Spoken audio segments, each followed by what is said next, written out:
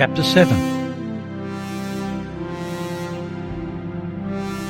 In the course of the autumn, Sire Benedict Besseson fell sick, and one day a message came for Olav of Hestviken. The priest would bid him farewell.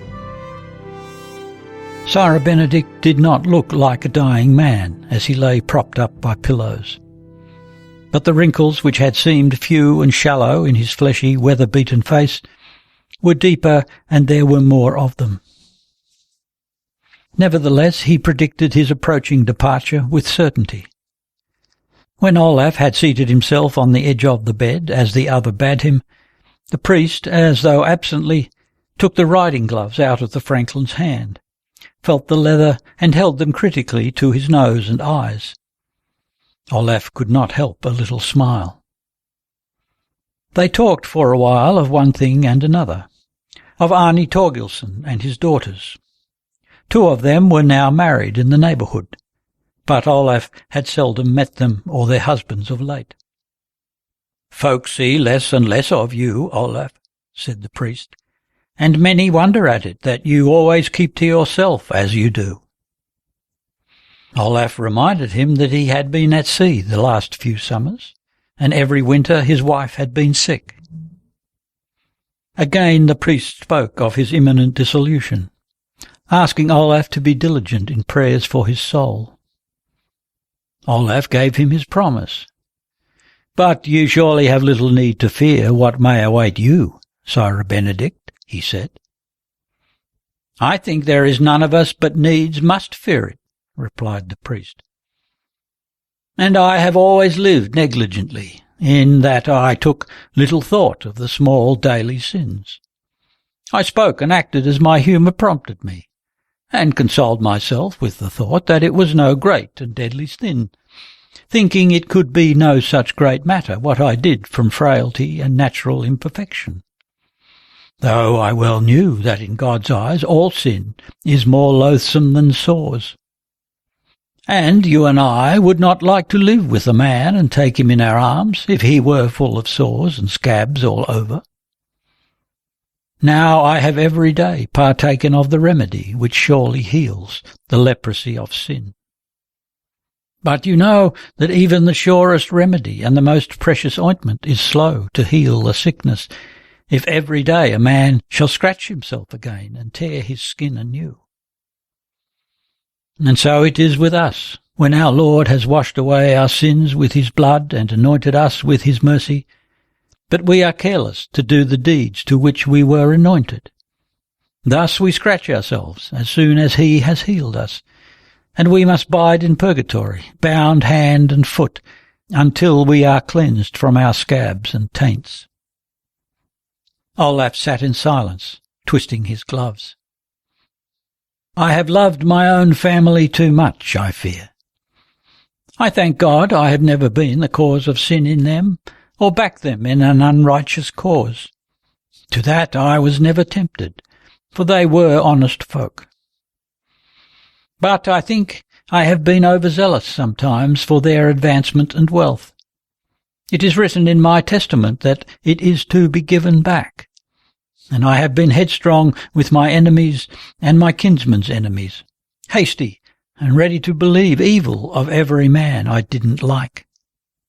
Nevertheless, we others must have worse than ill to fear," said Olav, trying to smile, "if you think your case stands thus." The priest turned his head upon the pillow and looked the young man in the eyes. Olav felt that he went pale under the other's glance. A strangely impotent feeling came over him. He tried to say something, but could not find words. "How you look at me," he said a few moments later, and he seemed to be pleading for himself. The priest turned his head again, and now he looked straight before him. "Do you remember? I always scoffed at Olav half-priest for his talk of having seen so much of those things of which I had little knowledge. I think now that it may enter into God's counsels to open the eyes of one man to that which he conceals from another. I was never permitted to see anything of those things with which we are surrounded in this life. But now and again I have had an inkling of them. Yes, I too. Olaf looked at the priest attentively. Of one thing I have always had foreknowledge, said Sira Benedict. I have always known, almost always, perhaps it were better to say, when folk were on the way to fetch me to the dying. Above all, to such as had greatest need of help, those who were burdened by an unshriven sin. Olav Audunsson gave a start, and consciously he raised one hand slightly. Such things set their mark upon a man. Few are they who become so hardened as to show no trace that an old priest can note. This befell me one evening in this room, as I was putting off my clothes. I was about to climb into bed, when it was borne in upon me that one was on the way hither and encountered great difficulties, and that he had sore need of intercession. I knelt down and prayed that he who was faring hither might find safe guidance. And then I thought to lie down and take a little rest before I had to go out. But when I laid down, I felt ever more strongly that someone was in great danger. At last it was clear to me that there was one present in the room with me, who aroused terror in my heart, but I knew it to be holy awe. Speak, Lord, thy servant heareth, I prayed aloud. And immediately it was as though a voice had called within me. I arose, clothed myself, and waked one of my servants, an old and trustworthy man.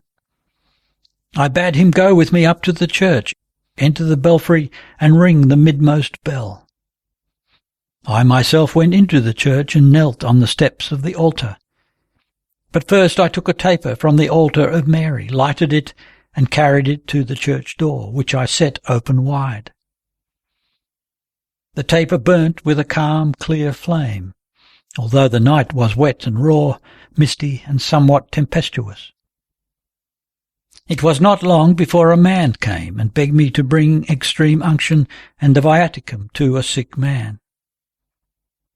The messenger had been so long on the road that he never thought he would arrive in time, for he had followed his own tracks in a ring and gone astray in bogs and rough ground.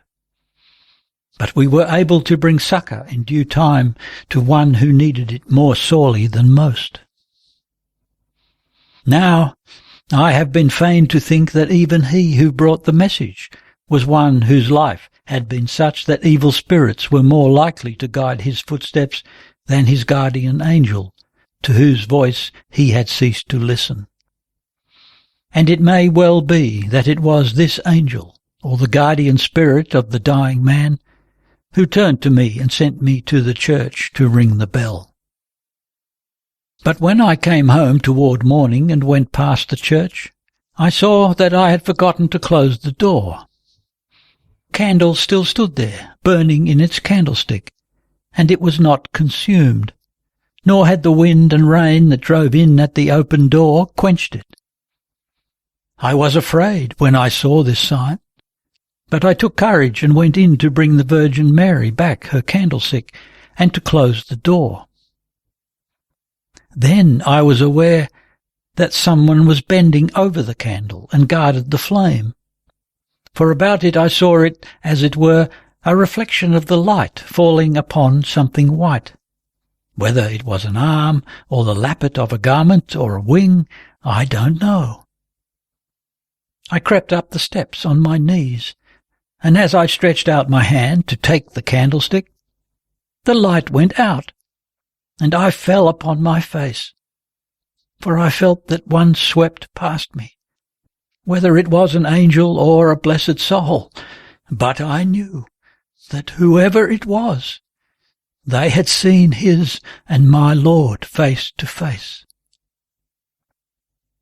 Olaf sat motionless with downcast eyes, but at last he looked up. He could do nothing else. and again he met Sire Benedict's glance. He did not know for how long they stayed that way, staring into each other's eyes. But he felt time passing over them like a roaring stream, and he and the other stood at the bottom beneath the stream, where was eternity, unchanging and motionless.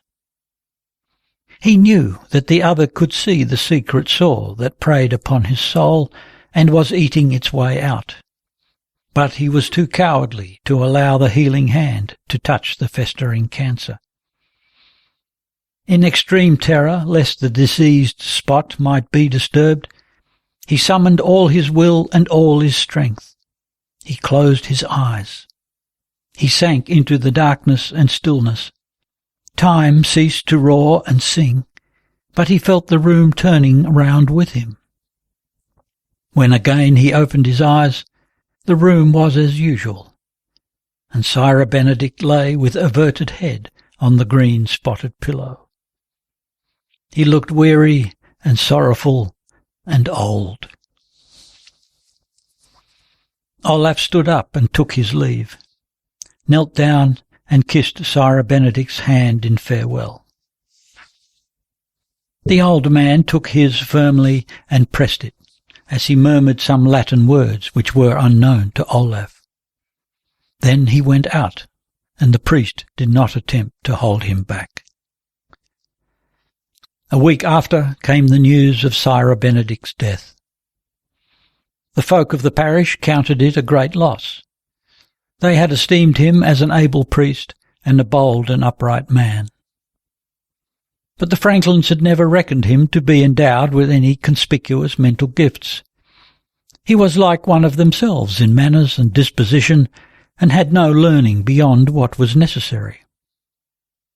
Olav Audunsson alone was strangely stricken in spirit when he heard the news.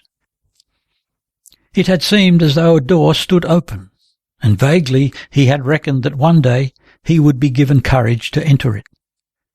But as yet he had not had the courage, and now the door was closed for all time. He had not had much talk with Ingunn about her visit to the uplands, and the child had not been mentioned between them. But toward Yule, Olaf again had fears that the worst had happened. So he called it in his own mind, when Ingunn was clearly with child. Ever since Thorhild Bjornsdatter had been with them, Ingunn had shown a more active spirit than ever before in all the years they had been married. There was now no need for the mistress to do anything herself. Thorhild was so capable that she accomplished all the household duties alone, and she had learnt how everything was done at Hestviken. But it seemed that the other's presence had aroused a kind of ambition in Ingunn. Olaf guessed that his wife had felt injured at his taking a housekeeper, and that without first consulting herself.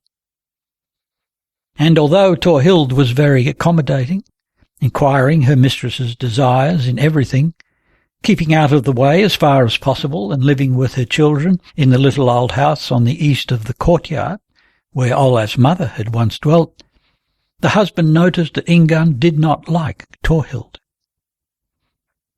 Fine needlework was the only thing in which Ingunn had excelled in her youth, and now she took it up again. She made a long kirtle for Olaf.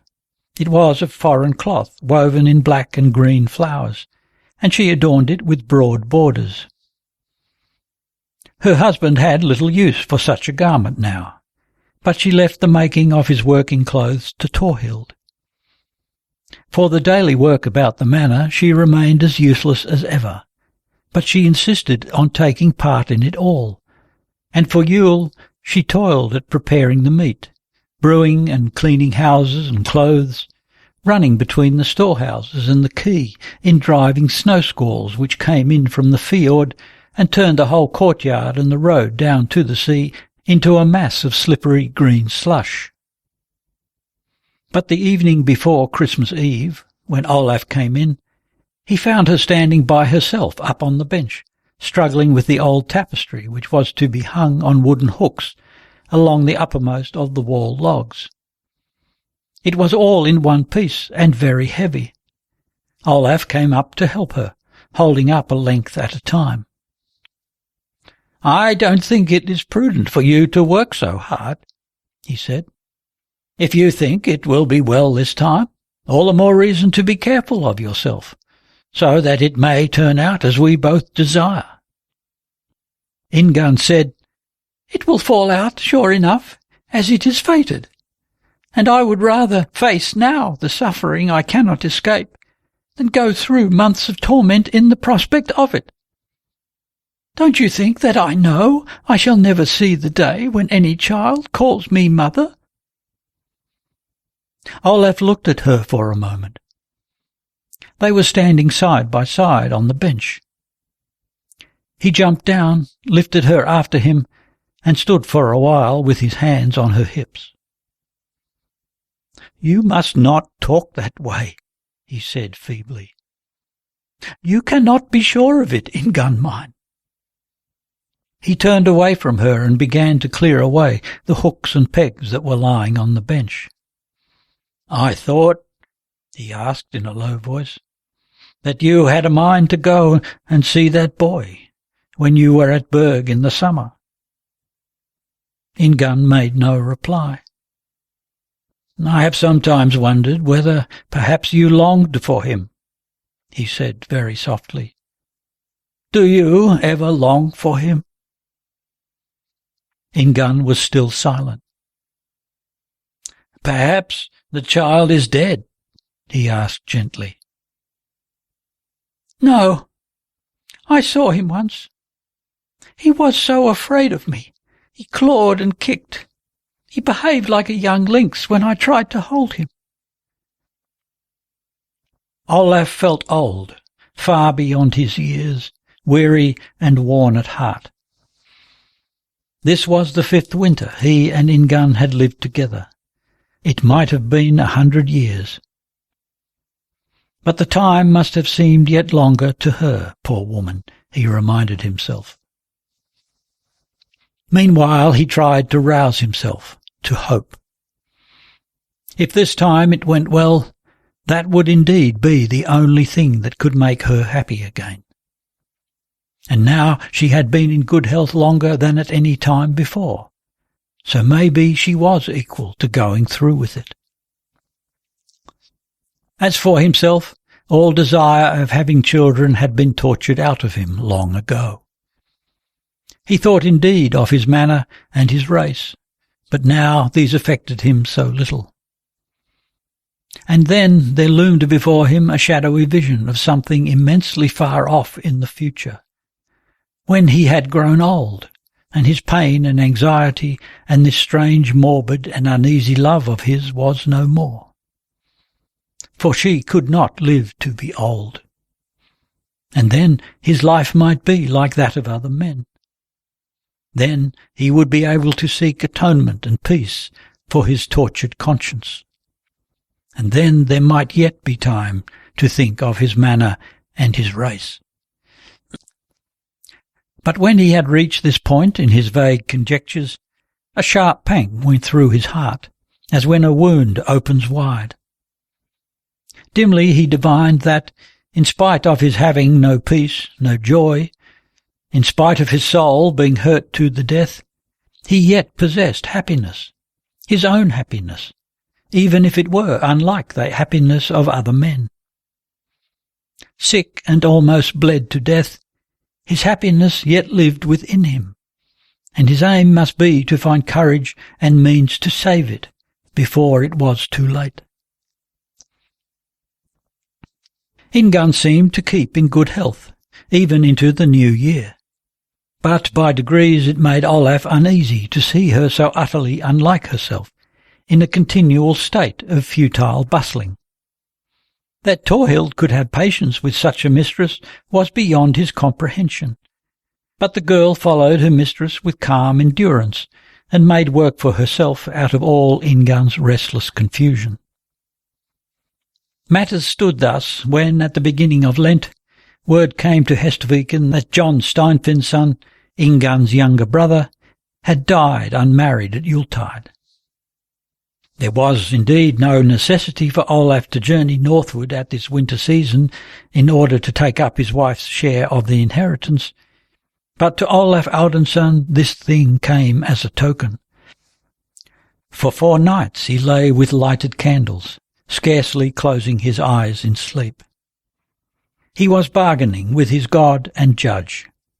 Some means he must find now of saving himself and this unhappy wreck of whom he was so fond that he knew of no beginning or end between them. The whole of Hestviken as his patrimony and the name of his own son, that must surely be amends in full for the brat of the vagabond Icelander.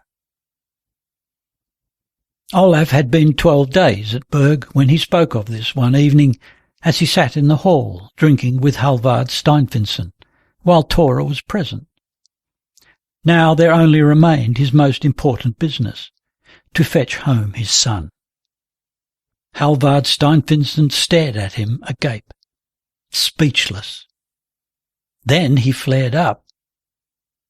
"Do you tell me you yourself were father to the brat Ingunn had to creep into the corner and give birth to like a bitch?" He smote the table, crimson with rage. "You know well, Halvard, how my fortune stood at that time," replied Olaf with composure. "Had my enemies had this against me, that I was here in secret while still under sentence of banishment, they would scarce have been easy to deal with. And it might have cost their aunt and Lady Marnhild dearly, if it had come out that they had housed me, an outlaw." But Halvard swore till the sparks flew. "Don't you think, Olav Audunsson, my aunt and Marnhild would rather have paid all they had in fines for your thrusting yourself upon them, an outlawed man, than it should have been said that one of our women had disgraced herself so foully that she dared not name the father of her child?" He mimicked all the guesses folk had brought forward, each one uglier than the last. Olaf shrugged his shoulders. "I don't know how you care to speak of these rumours now. For now the truth will come to light, and had you let me know a little sooner that such things were said, I should not have waited so long. We thought we ought to keep silence about it a while, for Marnhild's sake. But you may be well assured that I have never had any other thought than to acknowledge my son." "You had? God knows what you had," the other mocked. All at once he sat up with a stiff stare. "You had so? I wonder whether Ingunn believed it so surely, or that you would hold to your boast that it was a lawful marriage you made when you went to bed with her before you had hair on your chin. Why then did she throw herself into the lake?" "Ask Tora," said Olaf curtly. "She thinks it was the milk that had gone to her head." "Nor do I believe," said Halvard slyly, "that Haftor would have sued Marnhild for this, for you and he were reconciled." "Believe what you will," said Olaf. "To be sure, Haftor and I were reconciled. It was on account of the Earl I was then an outlaw. A numbskull you have been all your days, Halvard, but you can scarce be so foolish as not to see that for you and your kinsfolk the more profitable way is to believe what I have now told you. Even if you should miss the inheritance you would have gotten had your sister died childless." Halvard started up and made for the door. But when Olaf was left alone with Tora, he felt all at once that this thing he had taken upon himself was intolerably difficult. As she remained silent, he began with a kind of sneer. "And you, Tora, do you believe me?" Tora looked him straight in the face, with eyes that betrayed nothing. "I am bound to believe you, when you say it yourself." And Olaf felt it as a physical pressure upon his neck. Weary as he was, he had now taken upon himself a new burden, in addition to the old. Nothing of it could be cast off, and nowhere could he turn for help. He must go through with it, alone. On the evening of the next day, Olaf came down to Berg with the child. Tora did her best to receive her sister's son kindly, but for all that the boy seemed to feel he was not very welcome in this house. He kept close to his new-found father, trotted at his heels everywhere, and stood by Olaf's knee when the man sat down. Then, if it chanced that he was allowed to hold his father's hand, or that Olaf took him up and set him on his knees, Eirik's pretty little face beamed with joy. All at once he had to turn and look up at his father in glad wonder. After this, Olaf stayed no longer at Berg than he was obliged. Already on the morning of the third day he was ready for the journey. Eirik sat well wrapped on the sled, turning this way and that, looking about and laughing with joy. Now he was to drive in a sled again. He had had one drive when his father fetched him from Siljuas. The sled had been waiting for them at the last farm in the parish. Anki laughed and chatted as he made fast the baggage, the kind man who had carried him down on his back when his father fetched him. His father looked shapelessly huge in his fur mantle, and the rime on the fur of his own cape showed as white as it did on the hairs around the men's hoods. Tora stood looking at the boy's red and happy face. His brown eyes were bright and quick as those of a little bird. There sprang up in the woman's heart a few drops of the tenderness she had felt for Eirik when he was a baby. She kissed him farewell on both cheeks, and bade him bring greetings to his mother. Olaf came home to Hestviken early one day, as the pale sun shone red through the frost fog. He had driven from Oslo in the pitch-dark early morning. When they came into the valley, he gave the reins to Anki, lifted the sleeping boy out of the sled, and carried him up the slope to the house. Ingunn sat by the fire, combing her hair, when Olaf came in. He set down the child on the floor and pushed him forward.